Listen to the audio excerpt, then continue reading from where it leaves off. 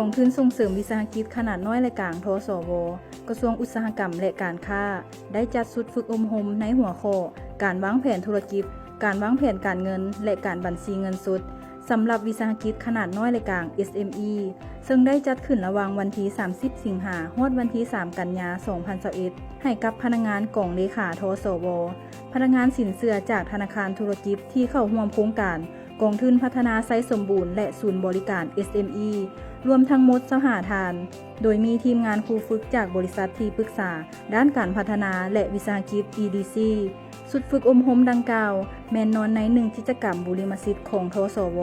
จุดประสงค์ของการจัดฝึกอบรมเพื่อสร้างความเข้มแข็งให้พนักงานสินเชื่อของธนาคารธุรกิจที่เข้าร่วมโครงการทสว.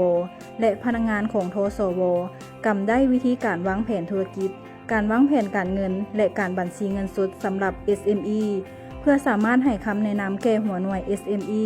ที่สนใจเข้าถึงแรงทุนดอกเบี้ยต่ำ 3% ต่อปีของรัฐบาลอย่างมีประสิทธิผลเพราะวิธีการฝึกอบรมแม่นเน้นการเรียนรู้แบบผสมผสานระหว่างภาคทฤษฎีและลงมือปฏิบัติตัวจริงโดยผ่านแบบฝึกหัดและแบบจำลองเหตุการณ์ของผู้เข้าร่วมฝึกอบรมสวมบทบาทของผู้ประกอบกิจการ